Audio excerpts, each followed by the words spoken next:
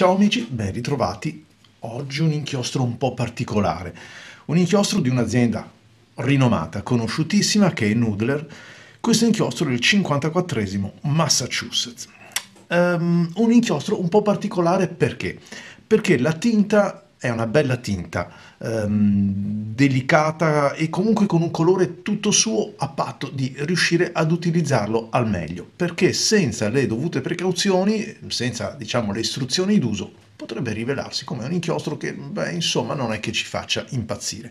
Cominciamo dalla analisi organolettica. Come si presenta? Con il suo colore blu, un azzurro blu, più che un blu profondo, un quasi... ma ci sono dei riflessi persino celesti, li sto osservando dal vivo nel calamaio, un inchiostro che non ha assolutamente, lo vedo qua muovendolo, non ha assolutamente doti di viscosità, tutt'altro, anzi è l'esatto opposto.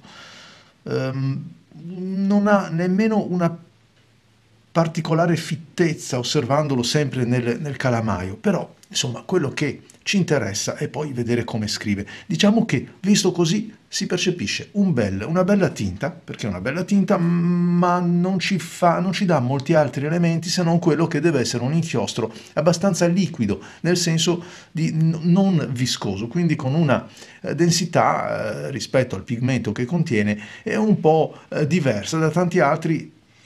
Ecco, l'ho anche annusato per completare la mia analisi sensoriale, rispetto a tanti altri che invece con la loro base oleosa cercano di dar risalto per esempio alla scorrevolezza della scrittura o alla lubrificazione dei pennini.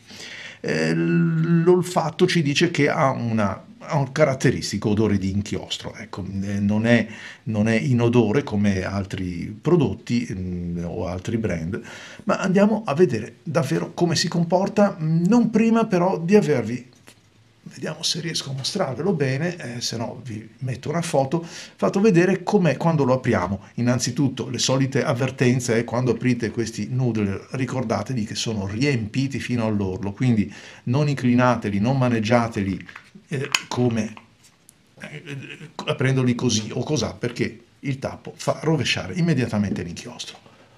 Il mio suggerimento è, una volta aperto, e vi ho mostrato nelle foto, lo troviamo così bello, come qualsiasi inchiostro, bello piatto, mare a calma piatta.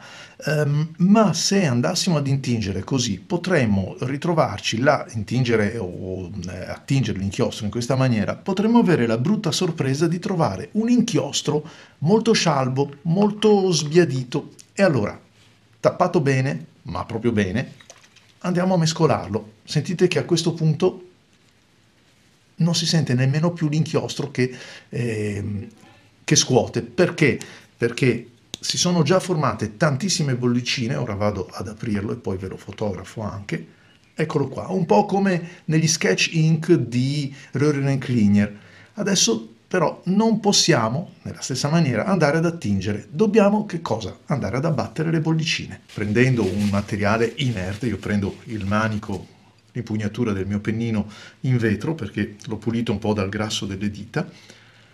Fate questo lavoro, vi preparate una bella tisana o vi rimescolate col tintinnio quasi del cucchiaino nella tazzina da caffè, in modo che queste bollicine vengano assorbite. Adesso io stacco, perché sennò ci mettiamo un po'.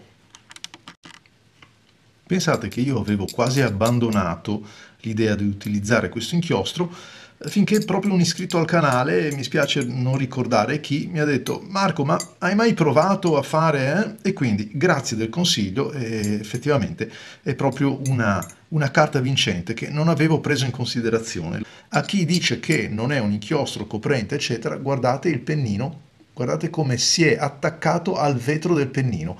E ora altra piccola interruzione che vado a sciacquarlo. Nel frattempo, come vedete, il mio inchiostro è tornato nella sua situazione di prima. Ora possiamo andare a intingere.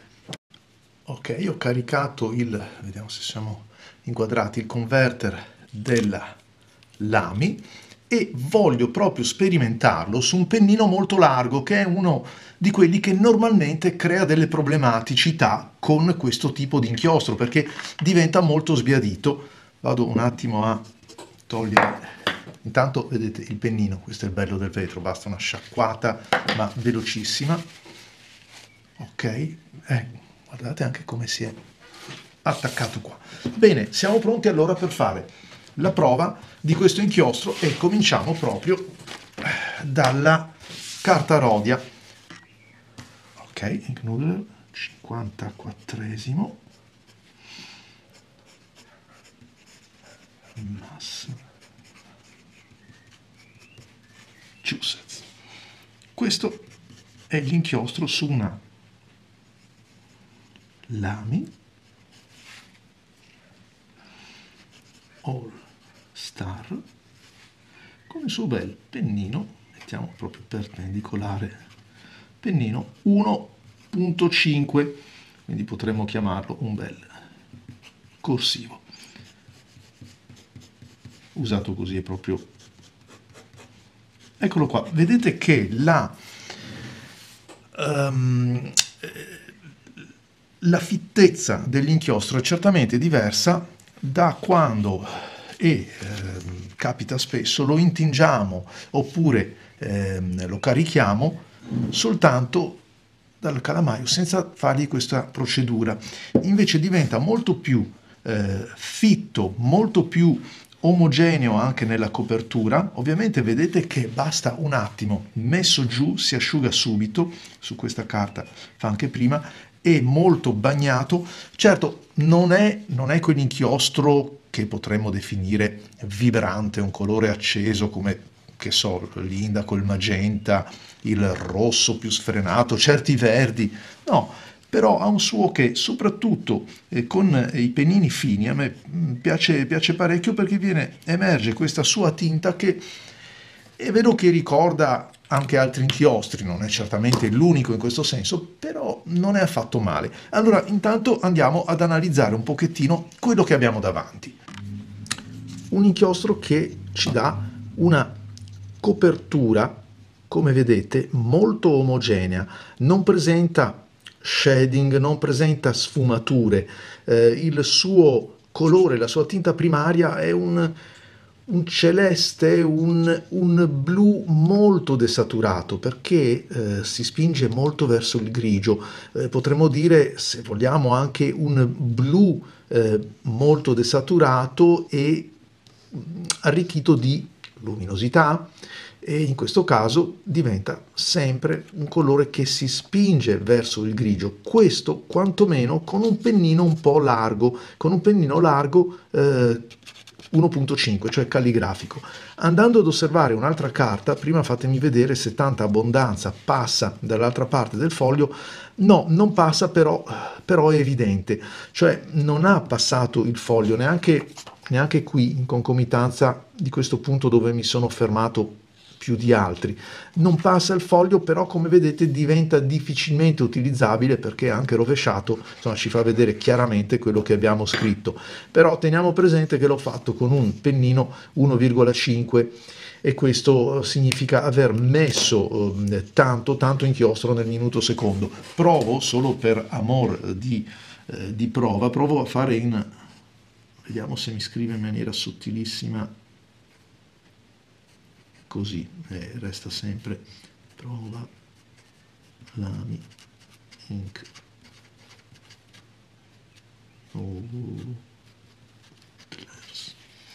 Vediamo se così, che ho inclinato il pennino per fargli arrivare una gradazione un po' diversa, passa, ma passa anche di qua. Quindi è proprio questa formulazione un po' acquosa, come dicevamo, non oleosa, che si fa sentire. Qui vediamo lo stesso inchiostro alle prese però con un pigna style, è un blocco, una carta economica, e potete vedere come il tratto sottile alleggerisca molto questo colore e tolga quella componente, per così dire, un po' opaca, un po' desaturata e ci restituisca una colorazione tipo, a me ricorda un po' la carta da zucchero, che non mi dispiace affatto. Ancora una volta però, se vado ad osservarlo su una punta come il pennino B, che diviene per l'appunto più spessa, fatta la tara di questa carta bianca che è molto più brillante e luminosa e quindi aumenta il contrasto del tratto. Fatta questa premessa, però, vedete che torniamo un pochettino a scontrarci con questa caratteristica che è enfatizzata da una punta larga, e cioè un inchiostro che tende un po' ad una tinta molto molto pastellata, ad un grigio arricchito piuttosto che ad un azzurro impoverito, come io personalmente percepisco osservando il tratto extra fine di questa penna. Di sicuro un inchiostro che per gli amanti del genere potrebbe quasi divenire irrinunciabile. Ho fatto qualche chiacchierata a volte proprio su questo inchiostro con degli appassionati e effettivamente divide parecchio le fazioni in due fazioni. Andiamo ad osservarlo come di consueto su una carta invece diversa. Sto parlando della Fabriano e Cocqua. In questo caso la carta ha una finitura con un tono molto più caldo, una finitura che si pone un po' a metà fra la porosità di una carta economica e quella molto liscia che è Rhodia, ma è soprattutto il colore avorio di fondo che fa la differenza. Vedete che differenza c'è proprio nel colore delle carte, ed anche il nostro inchiostro appare leggermente diverso. Qui si giova un pochettino di questo paglierino che è il fondo della carta per rinforzare il tono d'azzurro piuttosto che quello grigio, e quindi potrebbe essere un'idea. A me comunque, come ripeto, piace più sul tratto quello sottile. Andiamo a vedere, giusto per contestualizzarlo rispetto ad altri blu, dove lo troviamo. Per esempio questo. Qui ce ne sono alcuni a caso, giusto per contestualizzarlo nell'ampia gamma dei blu, che è veramente infinita. Dal Waterman Florida, che è quello che probabilmente conosciamo forse più di tutti, insieme al 4001 blu della Pelican. Altri inchiostri, questo per esempio è il Saphir, sempre della linea Edelstein Pelican, che vedete è molto giustamente più virato al violetto. L'Aurora blu rispetto per esempio al nostro Waterman è un po' più scuro e desaturato. Il Nulder Bay State, che è veramente una celebrità nel bene e nel male, perché è uno di quelli che inchiostra parecchio e inchiostra. E qui arriviamo al Massachusetts, che, come si può osservare, vediamo se riesco a inquadrarveli così, sì, come si può osservare è un inchiostro che ancora una volta alle prese con un tratto fine si pone più come un azzurro carta da zucchero. Per esempio, vedete, si avvicina per certi versi al Sailor Gentle Ink, al Parker Blue Black per esempio. Insomma, non mi dispiace affatto in questa veste. Allora, cosa possiamo dire anche in conclusione? In conclusione che, visto che abbiamo nominato il Bay State, che sarà oggetto del prossimo video, attenzione, quando avete finito di utilizzare la penna, andate, se appunto non intendete tenerla inchiostrata permanentemente, dateli una pulita prima di riporla, prima di lasciarla lì, perché comunque è un inchiostro che tende abbastanza a seccarsi. Avete visto anche come si asciuga in fretta su una carta come Rhodia, un flusso così abbondante è quasi già, vedete, già asciutto. Un flusso abbondante intendo una gradazione così abbondante, è già asciutto dopo pochi secondi, perché è un inchiostro che ha queste caratteristiche e quindi anche sul pennino delle nostre penne tende ad asciugarsi.